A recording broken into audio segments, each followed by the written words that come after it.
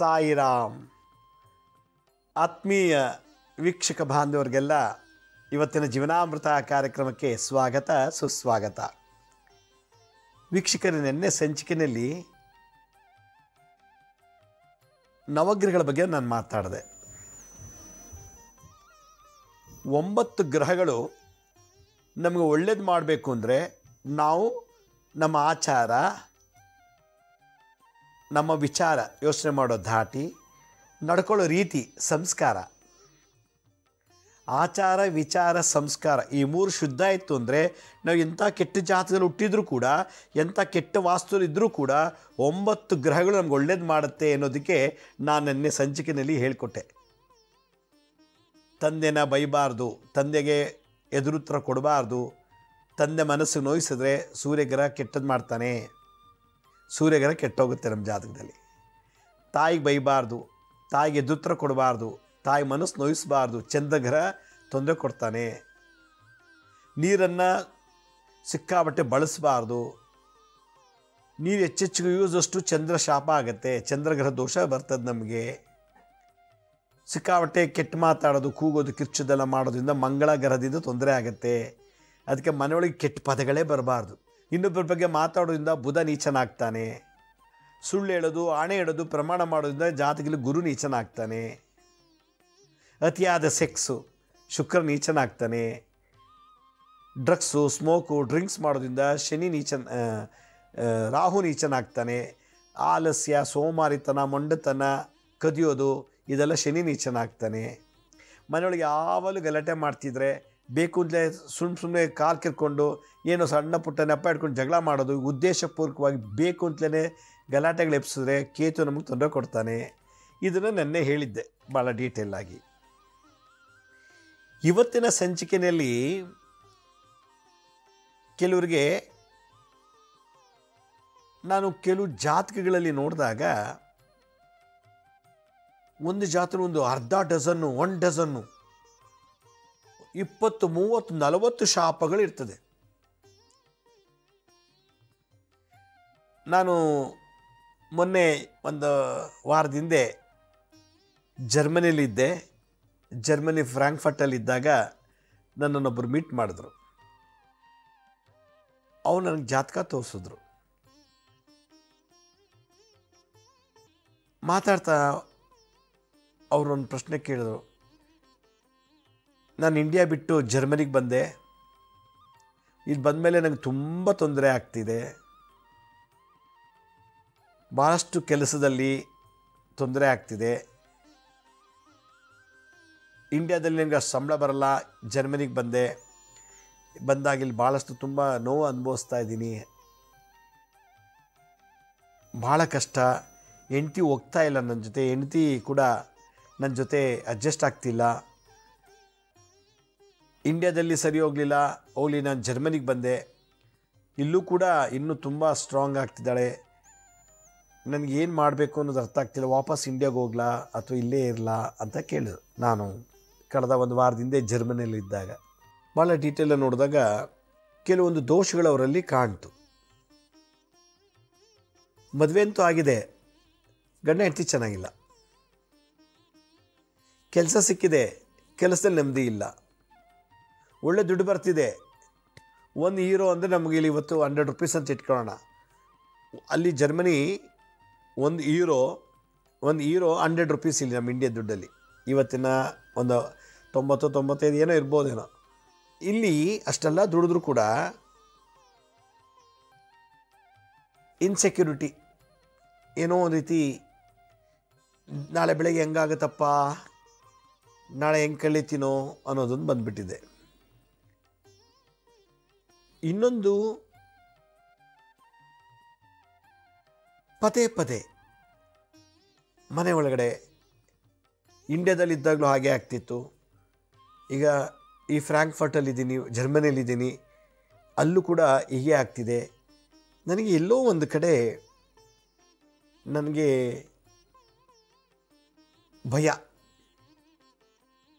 ಕದ್ದಿಲ್ಲ, ಕೊಲೆ ಮಾಡಿಲ್ಲ, ರೇಪ್ ಮಾಡಿಲ್ಲ, ಸುಳ್ಳು ಹೇಳಿ ಮೋಸ ಮಾಡಿಲ್ಲ, ಯಾರೋ ಒಂದು ರೀತಿ ನನಗೆ ಸಿಕ್ಕಾಬಟ್ಟೆ ಭಯ ಆಗ್ತಿದೆ. ಭಯ ಭಯ ಭಯ ಮೂರನೇದ್ದು, ನಾನು ಎಲ್ಲೋ ಒಂದು ಕಡೆ ಆಕ್ಸಿಡೆಂಟಾಗಿ ಸತ್ತೋಗ್ತೀನೇನೋ ಹೋಗುವಾಗ ಬರುವಾಗ. ಅವ್ರು ಟ್ರೈನೆಲ್ಲ ಓಡಾಡೋದು, ಭಾಳ ದೊಡ್ಡ ಜರ್ಮನಿ ಭಾಳ ಒಳ್ಳೆ ಟ್ರೈನ್ ಫೆಸಿಲಿಟಿ ಇದೆ, ಒಳ್ಳೆ ಎಕ್ಸಲೆಂಟ್ ಟ್ರೈನ್ಸ್. ಅಲ್ಲಿ ನಂಗೆ ಆಕ್ಸಿಡೆಂಟಾಗಿ ಸತ್ತೋಗ್ಬೋದು ಪ್ರಯಾಣ ಮಾಡುವಾಗ. ನನಗೆ ಸಾವಿನ ಭಯ ಇದೆ. ಸಾಯೋದಂತೂ ಗ್ಯಾರಂಟಿ, ಯಾಕೆ ಭಯ ಪಡಬೇಕು? ಆಯಿತು. ಆದರೂ ಕೂಡ ಎಲ್ಲೋ ಮನಸ್ಸಲ್ಲಿ ಕಳವಳ, ತಳಮಳ, ಒಂದು ರೀತಿ ಜಿಗುಪ್ಸೆ. ಈ ಗೊಂದಲಮಯ ಜೀವನ ನನಗೆ ಬೇಡಪ್ಪ ಅನಿಸ್ಬಿಟ್ಟಿದೆ ಎಂದು. ಕೆಲವರಿಗೆ ಏನೇನೋ ದೋಷಗಳಿರ್ತದೆ, ಚಟಗಳು, ಕುಡಿಯೋದು, ಡ್ರಿಂಕ್ಸು, ಸ್ಮೋಕ್ ಅವೆಲ್ಲ. ಅಲ್ಲಿಗೋದ್ಮೇಲೆ ಕಲ್ತಿರ್ತಾರೋ ಅಥವಾ ಏನೋ ಒಂದು. ನಾನು ಈ ತಿಂಗಳಲ್ಲಿ ಏಪ್ರಿಲಲ್ಲಿ ಹೊರಟಿದ್ದು ಪ್ಯಾರಿಸು, ಅಲ್ಲಿಂದ Belgium, Netherlands, Germany, Switzerland, Italy, ಹೀಗೆ ಸುಮಾರು ಒಂದು 9 ದೇಶಗಳಿಗೆ ಹೋಗಿದ್ದೆ. ನಾನು ಎಲ್ಲೆಲ್ಲಿ ಹೋಗಿದ್ನೋ ಕೆಲವರು ನನ್ನ ಮೀಟ್ ಮಾಡಿದ್ರು, ನಮ್ಮ ಕನ್ನಡಿಗರು. ಅಷ್ಟು ದೊಡ್ಡ ಕಂಟ್ರಿ ಇದ್ದರೂ ಯಾರೂ ಚೆನ್ನಾಗಿಲ್ಲ ನೋಡಿ. ಅಂಥ ಒಳ್ಳೆ ಅಡ್ವಾನ್ಸ್ ಕಂಟ್ರಿಲಿ ಎಲ್ಲ ಸಿಗುತ್ತೆ, ಸುಖವಾಗಿಲ್ಲ. ಎಲ್ಲ ನಾನು ಅಲ್ಲಿ ಹೋದ ತಕ್ಷಣ ಎಲ್ಲ ಬಂದು ಹಿಂಗಿಂದ ಈ ಥರ ಪ್ರಾಬ್ಲಮ್ ಅಂತೆಲ್ಲ ಹೇಳ್ತಾಯಿದ್ರು. ಮದುವೆ ಆಗಿದ್ದರೂ ಕೂಡ ಅವ್ನು ಸುಖವಾಗಿಲ್ಲ, ಹೆಂಡತಿ ಇಂದ ಸುಖ ಇಲ್ಲ, ಕೆಲಸ ಇದ್ದರೂ ಕೆಲಸದಲ್ಲಿ ಭಯ, ಯಾವತ್ತು ತೆಗೆದು ಬಿಡ್ತಾರೋ. ಮೂರನೇದು, ಅವ್ನಿಗೆ ಸಾವು ಆಗಿಬಿಡ್ತದೆ, ಸಾವು ಬರುತ್ತೆ ಅಂತ ಭಯ. ನಾಲ್ಕನೇದು, ಅವನಿಗೆ ಅಪ್ಪ ಅಮ್ಮನ ಬಗ್ಗೆ ಭಾಳಷ್ಟು ಚಿಂತನೆ, ಮತ್ತು ಏನೋ ಒಂದು ರೀತಿ ನಾನೇನೋ ತೊಂದರೆ ಮಾಡಿಬಿಟ್ಟಿದ್ದೀನಿ ಅಪ್ಪ ಅಮ್ಮನಿಗೆ ಅಂತ ಭಯ. ಇಷ್ಟು ಭಯದಲ್ಲಿ ಇಟ್ಕೊಂಡು ಬದುಕ್ತಾ ಇದ್ದಾನೀಗ. ಇದಕ್ಕೆಲ್ಲ ಕಾರಣ ಏನು? ಇದಕ್ಕೆ ಪರಿಹಾರ ಇದೆಯಾ ಅಂತ ಕೇಳಿದಾಗ ನಾನು ಅವ್ರಿಗೆ ತಿಳುವಳಿಕೆ ಕೊಟ್ಟೆ, ಏನು ಮಾಡ್ಬೋದು ಅಂತ. ನಾನು ಅವ್ರಿಗೇನು ಹೇಳಿದ್ನೋ, ಏನು ಸಮಸ್ಯೆ ಅದು ಅಲ್ಲೆಲ್ಲ ಜರ್ಮನಿ, ಇಲ್ಲೂ ಭಾಳ ಜನಕ್ಕಿದೆ, ಕೋಟ್ಯಾಂತರ ಜನಕ್ಕಿದೆ. ಇದು ಎಲ್ರಿಗೂ ಸೇರಿಸಿ ಮಾಡ್ತಿರೋದು. ಅದರಿಂದ ಮನುಷ್ಯನಿಗೆ ಇವತ್ತು ಎಲ್ಲ ಇದ್ದು ಕೂಡ ಭಯ, ಶಾಂತಿ ಇಲ್ಲ, ಸುಖ ಇಲ್ಲ, ನೆಮ್ಮದಿ ಇಲ್ಲ. ಈ 4 ಭಯದಿಂದ ಬದುಕ್ತಾನೆ, ಶಾಂತಿ ಇಲ್ಲ, ಎಲ್ಲ ಇದು ಸುಖ ಇಲ್ಲ, ಮತ್ತು ಊಟ ಮಾಡ್ತೇನೆ ನೆಮ್ಮದಿ ಇಲ್ಲ. ನಾವು ಭಾರತ ದೇಶದಲ್ಲಿ ಉಡೋದು ದೊಡ್ಡ ಯೋಗ. ಎಷ್ಟೇ ಜನ್ಮ ಬಂದು ಕೂಡ ಭಾರತದಲ್ಲೇ ಉಡಬೇಕು. ನಾನೀಗ ಏನು ಒಂದು 9 ದೇಶ ಸುತ್ತಾಡ್ಕೊಂಡು ಬಂದಮೇಲೆ ನನಗನ್ನಿಸುತ್ತೆ, ಭಾರತದಲ್ಲಿ ಉಟ್ಬಿಟ್ರೆ ನಮ್ಮ ಜಾತ್ರೆ ಅರ್ಧ ದೋಷ ತನಗೆ ತಾನೇ ಕಳೆದೋಗುತ್ತೆ ಅಂತ. ನನ್ನ ಪ್ಯಾರಿಸ್ನಲ್ಲಿ, ಬೆಲ್ಜಿಯಂನಲ್ಲಿ, ನೆದರ್ಲ್ಯಾಂಡು, ಆಮ್ಸ್ಟರ್ಡಮ್ ಅಂತ ನೆದರ್ಲ್ಯಾಂಡ್ ರಾಜಧಾನಿ, Germany capital city Frankfurt, Switzerland, Italy ಮತ್ತು ರೋಮ್, ಇಲ್ಲೆಲ್ಲ ಹೋಗಿದ್ದಾಗ ಅಲ್ಲೆಲ್ಲ ಜನ ನಾನು ನೋಡಿದಾಗ ನನಗೆ ಪ್ರಶ್ನೆ ಕೇಳಿದಾಗ ನಾನೆಲ್ಲ ಹೇಳಿದೆ, 6 ತಿಂಗಳು ಬಂದು ಇಂಡಿಯಾದಲ್ಲಿ ಇದ್ಬಿಟ್ಟು ಆಮೇಲೆ ಬನ್ನಿ ಅಂತ ಹೇಳಿದೆ ಎಲ್ರಿಗೂ. ಯಾಕೆಂದರೆ ಭಾರತ ದೇಶ ಕರ್ಮಭೂಮಿ. ಮತ್ಸ್ಯ ಕೂರ್ಮ ವರಾಹಾವತಾರ, ನರಸಿಂಹ ಅವತಾರ, ರಾಮ ಅವತಾರ, ಕೃಷ್ಣ ಅವತಾರ ಆದಮೇಲೆ ಬಾಕಿ ದೇಶ ಎಲ್ಲ ಹುಟ್ಟಿರೋದು ಅಂತ ನನ್ನ ಅನುಭವದ ಮಾತು. ಸಾಧು ಸಂತ ಅವಧೂತ ಪರಮಹಂಸರು ಹುಟ್ಟು ಬಂದಂಥ ಜಾಗ ಇದು. ತಪೋಭೂಮಿ, ಕರ್ಮಭೂಮಿ ಭಾರತ ದೇಶ. ಅಂಥ ಹೈಟೆಕ್ ಎಲ್ಲ ಎಷ್ಟು ಅಡ್ವಾನ್ಸ್ಡ್ ಕಂಟ್ರಿಗಳಲ್ಲಿ ಯಾರು ಸುಖವಾಗಿಲ್ಲ. ಯಾರ್ಯಾರು ನನ್ನ ಕರ್ಸ್ಕೊಂಡಿದ್ರು ಅವರೆಲ್ಲ. ಒಳ್ಳೆ ನದಿ ಸ್ನಾನ ಮಾಡೋಣ ಅಂದರೆ ಅಲ್ಲಿ ನದಿಗಳೇ ಇದೆ, ಆದರೆ ಸ್ನಾನ ಮಾಡೋಕ್ಕಾಗಲ್ಲ. ಅಲ್ಲಿ ಯಾರು ನದಿ ಸ್ನಾನ ಮಾಡ್ತೇನೆ ಅಂದರೆ ನಗ್ತಾರಲ್ಲಿ, ನಗಾಡ್ತಾರೆ. ಮನೆ ಮುಂದೆನೇ ನದಿ ಹರಿತಿರ್ತದೆ, ಸ್ನಾನ ಮಾಡಲ್ಲ ಅವರು. ನಮ್ಮ ಭಾರತ ದೇಶ ನದಿ ಸ್ನಾನಕ್ಕೆ ಎಷ್ಟು ಪ್ರಾಮುಖ್ಯತೆ ಸಿಗುತ್ತೆ. ಯಾರು ನದಿ ಸ್ನಾನಗಳನ್ನು ಮಾಡ್ತಾರೋ, ನದಿ ಸ್ನಾನ ಪುಷ್ಕರದಲ್ಲಿ ಬಂದಾಗ, ಧನುರ್ಮಾಸದಲ್ಲಿ, ಮಾಘ ಮಾಸದಲ್ಲಿ ಮಾಡಿದಾಗ ಎಷ್ಟೋ ಜನ್ಮ 3 ತಲೆಮಾರಿನಲ್ಲಿ ಮಾಡಿದಂಥ ಜನ್ಮ ದೋಷಗಳೆಲ್ಲ ನದಿ ಸ್ಥಾನದಲ್ಲಿ ನಿವಾರಣೆ ಆಗುತ್ತೆ. ಅದಕ್ಕೆ ನಾನು ಏನು ಹೇಳಿದೆ, ಇಂಡಿಯಾಗೆ ಬಂದು ಒಂದು 7 ನದಿಲ್ಲ ಅದು ಸ್ನಾನ ಮಾಡಿ ಹೋಗಿ ನೋಡಿ, ಆಗ ನಿಮಗೆ ಭಯಗಳು ನಿವಾರಣೆ ಆಗುತ್ತೆ. ಯಾತ್ರಾ ಸಾನ್ನಿಧ್ಯದಲ್ಲಿ ಅಂದರೆ ಯಾತ್ರೆಗೆ ಹೋದಾಗ ನದಿ ಸ್ನಾನ ಮಾಡಬೇಕು. ಸುಮ್ಮನೆ ತಲೆಗೆ ಪ್ರೋಕ್ಷಣೆ ಮಾಡ್ಕೊಂಡ್ಬಿಡ್ತಾರೆ ಕೆಲವರು. ಮಾಡಬೇಕು. ಆ ಭೂಮಿನಲ್ಲಿ, ಆ ಜಾಗದ ಭೂಮಿನಲ್ಲಿ ಹಲವಾರು ಎನರ್ಜಿಗಳು, 12 ರೀತಿ, electrical energy, mechanical energy, electromagnetic energy, chemical energy, potential energy, 12 ಎನರ್ಜಿಗಳು ಇರುವಂಥ ಜಾಗಗಳು ಈ ಯಾತ್ರಾ ಸ್ಥಳ. ಎಲ್ಲ ಕಡೆನೂ ಇದೆ, ನಿಮ್ಮನಲ್ಲೂ ಇರ್ತದೆ. ಅಲ್ಲಿ ಪವರ್ ಜಾಸ್ತಿ, ಯಾಕಂದರೆ ಅಲ್ಲಿ ಅಡಿಷನಲ್ ಎನರ್ಜಿ ಆ ದೇವತಾ ಸಾನ್ನಿಧ್ಯ, ತಪಸ್ ಮಾಡಿರ್ತಾರೆ ಹಲವಾರು ಋಷಿಮುನಿಗಳು, ಅದರಲ್ಲೇ ಎನರ್ಜಿ ಬಿಟ್ಟು ಹೋಗಿರ್ತಾರೆ. ಅಂಥ ಜಾಗದಲ್ಲಿ ಬರೋ ವಾಟ್ರ್ ಮಾಲಿಕ್ಯೂಲ್ಸು H2 ಹೈಡ್ರೋಜನ್ ಮತ್ತು ಆಕ್ಸಿಜನ್ ಇರತಕ್ಕಂಥ ಪವರು ನಿಮ್ಮನೆ ನಲ್ಲಿ ನೀರಲ್ಲಿಲ್ಲ, ನಿಮ್ಮನೆ ಬಾತ್ರೂಮಲ್ಲಿಲ್ಲ, ನಿಮ್ಮನೆ ಪಕ್ಕದ ಸ್ವಿಮ್ಮಿಂಗ್ ಪೂಲಲ್ಲಿಲ್ಲ, ನದಿಲಿದೆ.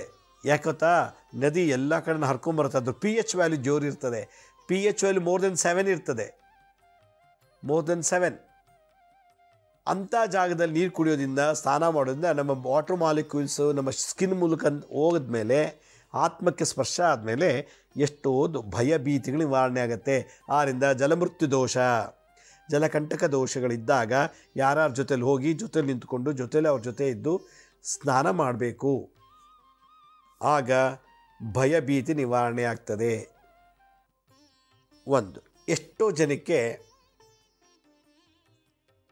ಈ ಮನೆ ಸರಿ ಇಲ್ಲ, ಈ ಮನೆಗೆ ಬಂದಮೇಲೆ ಹಿಂಗಾಯಿತು, ಇಲ್ಲಿ ಬಂದಮೇಲೆ ಈ ದೇಶಕ್ಕೆ ಬಂದಮೇಲೆ ಹಿಂಗಾಯಿತು, ನಾನು ಈ ಮನೆ ಬಿಟ್ಟು ಇನ್ನೊಂದು ಮನೆಗೆ ಹೋದೆ, ಇನ್ನೊಂದು ಅಪಾರ್ಟ್ಮೆಂಟ್ಗೆ ಹೋದೆ, ಅಲ್ಲೂ ಹೀಗಾಯಿತು, ಏನೇನೋ ಹೇಳ್ತಾರೆ. ಏಕೆಂದರೆ ನಮ್ಮ ದೇಶ ಬಿಟ್ಟರೆ ಬೇರೆ ದೇಶದಲ್ಲಿ ಬೇರೆ ಜನಗಳು ನಮ್ಮ ಹಿಂದೂ ಸಂಪ್ರದಾಯ ಮಾಡಲ್ಲ, ಅವ್ರವ್ರ ಧರ್ಮದ ಮಾಡ್ತಾರೆ.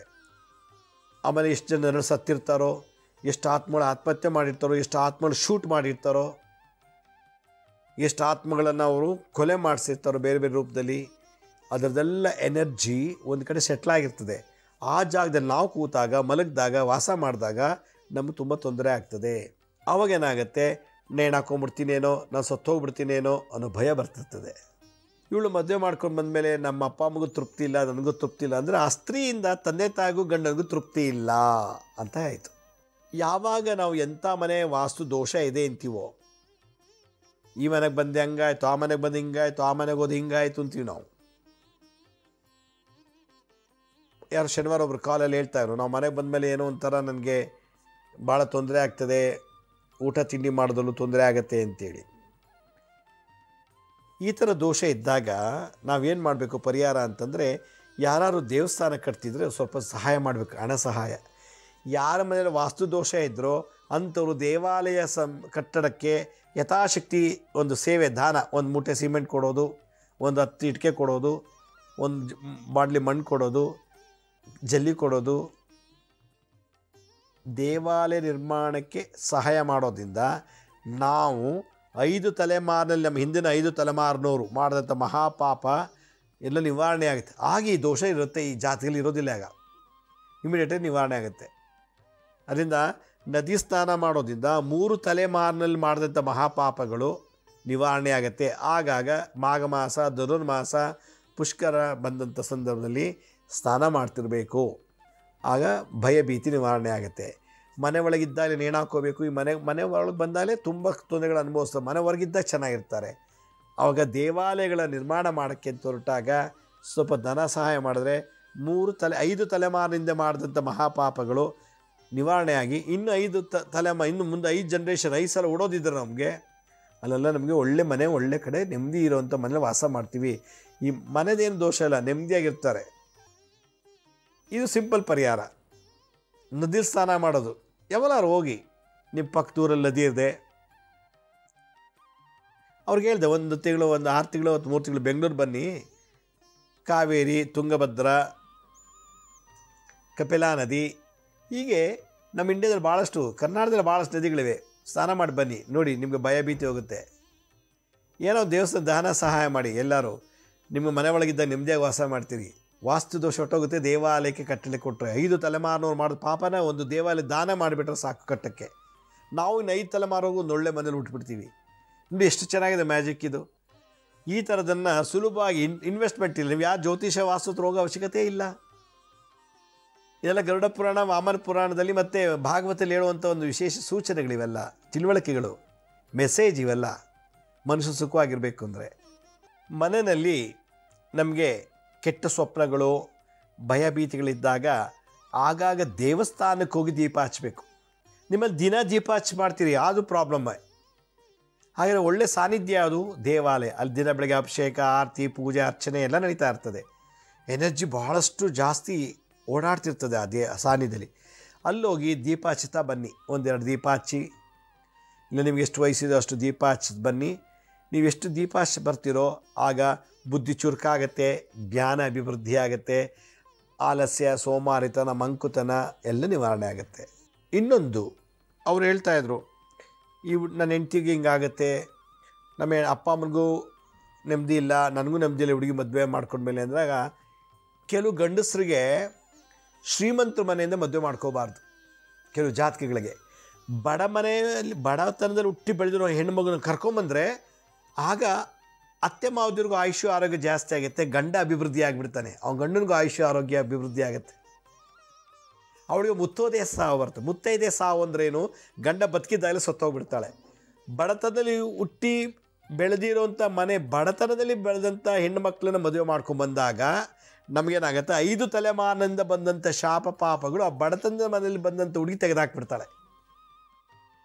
ಬಡತನದಲ್ಲಿ ಮದುವೆ ಮಾಡ್ಕೊಂಡು ಬಂದಂಥ ಹುಡುಗಿ ನಮ್ಮ ಸೊಸೆ ಆಗಿದ್ದರೆ, ಹೆಂಡತಿ ಆಗಿದ್ದರೆ, ಮುಂದೆ ನಾವು 5 ತಲೆಮಾರಿಗೂ ಕೋಟ್ಯಾಧಿಪತಿಯಾಗಿ ಹುಡ್ತೀವಿ. ಮುಂದೆ 5 ತಲೆಮಾರು, ಮುಂದಿನ ಜನ್ಮದಲ್ಲಿ 5 ಜನ್ಮದ ಹಿಂದಿನವರಿಗೆ ಎಲ್ರಿಗೂ ಒಳ್ಳೆಯದಾಗ್ತದೆ. ಆದ್ದರಿಂದ ಅತ್ತೆ ಸೊಸೆಗೂ ಮ್ಯಾಚ್ ಆಗ್ತಿಲ್ಲ, ಅತ್ತೆ ಮಾವನಿಗೂ ಸೊಸೆ ಮಾವನಿಗೂ ಮ್ಯಾಚ್ ಆಗ್ತಿಲ್ಲ, ಗಂಡನಿಗೂ ಮ್ಯಾಚ್ ಆಗ್ತಿಲ್ಲ ಅಂದರೆ ನೀವು ಯಾವುದೋ ಒಂದು ಶ್ರೀಮಂತರ ಮನೆ ಹುಡುಗಿನ ತಂದುಬಿಟ್ಟಿರ್ತೀರಾ. ಆದ್ದರಿಂದ ಬಡವರ ಮನೆಯಿಂದ ದುಡ್ಡಿನ ಆಸೆಗೆ ಶ್ರೀಮಂತರ ಮೇಲೆ ಮದುವೆ ಮಾಡಿಕೊಂಡ್ರೆ ನಮಗೆಲ್ಲ ಸಿಗುತ್ತೆ ಅಂತ ಮದುವೆ ಮಾಡ್ಕೊಂಬರ್ತೀರಿ. ಆಮೇಲೆ ನಿಮ್ಮ ಮ್ಯಾರೇಜ್ ಲೈಫೇ ಚೆನ್ನಾಗಿರೋದಿಲ್ಲ. ಯಾರಿಗೆ ಸ್ತ್ರೀ ಶಾಪ ಇರ್ತದೋ ಅಂಥವರು ಬಡವರ ಮನೆ ಹುಡುಗಿನ ಮದುವೆ ಮಾಡ್ಕೋಬೇಕು. ಇದು ನಾನು ರಿಸರ್ಚ್ ಮಾಡಿರೋದು. ಕಾರ್ ಕೊಡ್ತಾರೆ, ಒಡವೆ ಕೊಡ್ತಾರೆ, ವರದಕ್ಷಿಣೆ ಕೊಡ್ತೈತೆ, ದುರಾಸೆ ಮದುವೆ ಮಾಡ್ಕೊಂಡ್ಬಿಡ್ತೀವಿ.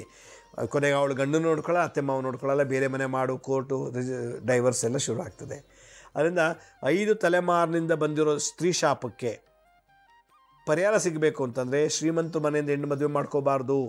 ಬಡವರ ಮನೇಲಿ ಹುಟ್ಟಿ ಬೆಳೆದು ನೊಂದು ಬೆಂದಂಥ ಹುಡುಗಿ ಆ ಮನೆ ಕಾಲಿಡ್ದಾಗ ಗಂಡ ಕರೋಡ್ಪತಿ ಆಗ್ತಾನೆ, ಅತ್ತೆ ಮಾವದಿರ್ಗೆ ಆಯುಷ್ ಜಾಸ್ತಿ ಆಗುತ್ತೆ, ಮತ್ತು ಗಂಡನಿಗೂ ಕೂಡ ಒಳ್ಳೆ ಅಭಿವೃದ್ಧಿ ಆಗ್ತಾನೆ. ಆ ಮನೆಗೆ ಬಂದಮೇಲೆ, ಆ ಸೊಸೆ ಬಂದಮೇಲೆ ಅವ್ರು ಚೆನ್ನಾಗಿ ಆಗಿಬಿಡ್ತಾರೆ. ಇದು ಸ್ತ್ರೀ ಶಾಪ ನಿವಾರಣೆಗೆ ಇದೊಂದು ಸಲಹೆ ನನ್ನ ಕಡೆಯಿಂದ. ಇನ್ನೊಂದು ಪ್ರಶ್ನೆ ಕೇಳಿದ್ರು ಅವರು, ಏನು, ನಾನು ನೇಣಾಕೋಬೇಕು ಅಂತ ಹೇಳ್ತಿರ್ತಾರೆ. ಸತ್ತೋಬೇಕು, ವಿಷ ಕುಡಿಬೇಕು, ನನಗೆಲ್ಲ ಆಗ್ತಿಲ್ಲ, ಗೋಲ್ಡ್ ನೋಡಿ ಮನೇಲಿ ಕೆಲಸದ್ದು, ಹೆಂಡ್ತಿದು, ವಾರದು ಅಂತಲ್ಲ. ಈ ಥರ ನೇಣಾಕೋಬೇಕು ಅನ್ನಿಸ್ತಾ ಇತ್ತು ಅಂದರೆ, ಯಾವ್ದಾರು ಸತ್ತೋಗಿರ್ತಾರಲ್ಲ, ಯಾವುದೇ ಧರ್ಮದವ್ರು, ಯಾರೇ ಜಾತಿ ಆಗಿರಲಿ, ಅಂತ್ಯ ಸಂಸ್ಕಾರಕ್ಕೆ ಅವ್ರು ಸುಡೋಕ್ಕೋ ಉಳೋಕ್ಕೋ ಕೈಲಾದಷ್ಟು ದುಡ್ಡು ಕೊಟ್ಬಿಡ್ಬೇಕು. ಆ ಶವದ ಹತ್ರ ಹೋಗಿ, ಆ ಶವನೇ ಸಾಕ್ಷಿ ನೀವು ಕೊಡ್ತಾಯಿದ್ದೀರಿ ಅಂತ. ಆಗ ಸತ್ತ ಹೆಣದ ಮುಂದೆ ಯಾರೇ ಆಗಿರಲಿ, ಒಂದು 100 ರೂಪಾಯಿ ತೊಗೊಳ್ಳಿ ನನ್ನ ಕಡೆಯಿಂದ, ಒಂದು ಕಟ್ಟಿಗೆ ಸೌದೆ ಸುಡೋಕ್ಕೆ, ಅಲ್ಲ 1 kg ತುಪ್ಪ ಹಾಕಲಿಕ್ಕೆ, ಏನೋ ಸತ್ತಿರೋ ಹೆಣ ಯಾರೇ ಆಗಿರ್ಬೋದು. ಇದರಲ್ಲೂ ಇನ್ನೂ ಒಂದು ಅನಾಥ ಶವ, ಅನಾಥ ಅಂದರೆ ಯಾರೂ ಇಲ್ಲದೆ ಎಲ್ಲೋ ಬಿದ್ದಿರ್ತದೆ ಅಂಥ ಅನಾಥ ಶವಕ್ಕೆ ಸಂಸ್ಕಾರ ಕೊಟ್ಬಿಟ್ರೆ, ಶವ ಸಂಸ್ಕಾರ ಮಾಡಿಬಿಟ್ರೆ, ಸುಡೋದು ಉಳೋದು ಮಾಡಿಬಿಟ್ಟು ಅಂತಂದರೆ ನಿಮ್ಮ ಗೋತ್ರ ಯಾರೂ ಆತ್ಮಹತ್ಯೆ ಮಾಡಿಕೊಳ್ಳಲ್ಲ, ನಿಮ್ಮ ಗೋತ್ರದಲ್ಲಿ ಯಾರೂ ಇಲ್ಲ. ನಿಮ್ಮ ಮನೆಯಲ್ಲಿ ಏನಾದರೂ 5 ತಲೆಮಾರು 5 ಅಲ್ಲ 9 ತಲೆಮಾರಿನ ಹಿಂದೆ ಯಾರಾದರೂ ನೇಣಾಕೊಂಡು ಮರ್ಡರ್ ಆಗಿರೋ ಆ ದೋಷ ಇತ್ತು, ಜಾತಕದಲ್ಲಿ ಜೀನ್ಸಲ್ಲಿ DNA ಒಳಗಿತ್ತು ಅಂದರೆ ಅನಾಥ ಶವಕ್ಕೆ ಸಂಸ್ಕಾರ ಮಾಡಿಬಿಟ್ಟು ಹೊರಟೋಗುತ್ತಂತೆ. ಮತ್ತು ನೀವೆಂದಿಗೂ ಕೂಡ ಇನ್ನು 9 ತಲೆಮಾರುವರೆಗೂ ಕೂಡ ನೀವು ಯಾವತ್ತೂ ಆತ್ಮಹತ್ಯೆ ಮಾಡಿ ಸ್ವಯಂ ನ್ಯಾಚುರಲ್ ಆಗಿ ಸತ್ತೋಗ್ತೀವಿ ಅಂತೆ. ಹುಡ್ತೀವಿ, ಆರಾಮಾಗಿ ಸತ್ತೋಗ್ತೀವಿ. ಅದರಿಂದ ನೇಣಾಕೋಬೇಕು, ವಿಷ ಕುಡಿಬೇಕು, ಸಾಯಬೇಕು ಅನ್ನೋ ದೋಷ ನಮ್ಮ ಹಳೆ 9 ತಲೆಮಾರಿನಲ್ಲಿ ಯಾರೋ ಒಬ್ಬರು ಮಾಡಿರ್ತಾರೆ. ಅದಕ್ಕೆ ನಂಗೆ ಈಗ ಅನ್ನಿಸ್ತಾ ಇದೆ ಈ ಜನ್ಮದಲ್ಲಿ. ಅದನ್ನು ತೀರಿಸ್ಕೋಬೇಕು ಅಂದರೆ ಹೋಮ ಹವನ ಪೂಜೆ ಎಲ್ಲ ಮಾಡೋಕ್ಕಿಂತ ಅನಾಥರ ಶವ ಸಂಸ್ಕಾರಕ್ಕೆ ಅವು ನಮ್ಮ ಜಾತಿಯೆಲ್ಲ ನಮ್ಮ ದಮ್ದೊಲ ಅನ್ನಬಾರ್ದು. ನಮಗೂ ಒಂದು ದಿವಸ ಸಾವು ಬರುತ್ತೆ. ಒಂದು ಏನೋ ಯಥಾಶಕ್ತಿ ದಾನ ಮಾಡಿಬಿಟ್ರೆ 9 ತಲೆಮಾರಿನಲ್ಲಿದ್ದಂಥ ಶಾಪ ಪಾಪಗಳೆಲ್ಲ ಅನಾಥ ಸಂಸ್ಕಾರದಲ್ಲಿ ಹೊಟ್ಟೋಗುತ್ತೆ. ಮತ್ತು ನಾವು ಇನ್ನು 9 ಜನ್ಮ ಉಡೋದಿತ್ತು ಅಂದರೆ ಎಲ್ಲ ದೋಷಗಳು ನಿವಾರಣೆ ಆಗ್ತದಂತೆ.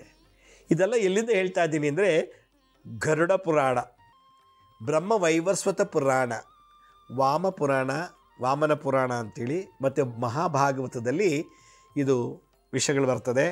ಆದ್ದರಿಂದ ಎಷ್ಟೋ ದೋಷಗಳನ್ನು ನಾವು ಪೂಜೆ ಹೋಮ ಹವನ ಎಲ್ಲ ಮಾಡೋ ಬದಲು ಈ ರೀತಿ ಮಾಡಬೇಕು. ನದಿ ಸ್ನಾನ ಮಾಡ್ತಿರ್ಬೇಕು, ಕಂಡಾಗ ಸಿಗ್ತಾ ನದಿನ ಸ್ನಾನ ಮಾಡಬೇಕು. ಸುಮ್ಮನೆ ನೋಡ್ಬಿಟ್ಟು ಪ್ರೋಕ್ಷಣೆ ಮಾಡ್ಕೊಳ್ಳೋದಲ್ಲ, ಸುಮ್ಮನೆ ಅಂದ್ಕೊಂಡು ಬರೋದಲ್ಲ. 2ನೇದು ದೇವಾಲಯಗಳಿಗೆ ಹೋಗಿ ದೀಪ ಹಚ್ಚುತ್ತಾರಬೇಕು. 3ನೇ ದೇವಾಲಯ ಕಟ್ಟಡಕ್ಕೆ ಧನ ಸಹಾಯ ಮಾಡಬೇಕು. 4ನೇದು ಬಡ ಹುಡುಗಿಯರನ್ನು ಮನೆತನದಲ್ಲಿ ಹುಟ್ಟಿದಂಥಂದರೆ ಸ್ತ್ರೀ ಶಾಪ ಹೊಟ್ಟೋಗುತ್ತೆ. ಒಬ್ಬ ಏನೂ ಇಲ್ಲದ ಬಡವ್ರ ಮನೆ ಹುಡುಗಿ ಮಾಡ್ಕೊಂಡು ಇವತ್ತು ಎಷ್ಟೋ ಕರೋಡ್ಪತಿ ಆಗಿಬಿಟ್ಟಿದ್ದೀನಿ. ಆ ಹುಡುಗಿ ಕಾಲ್ಗುಣ ಆಗಿರ್ತದೆ.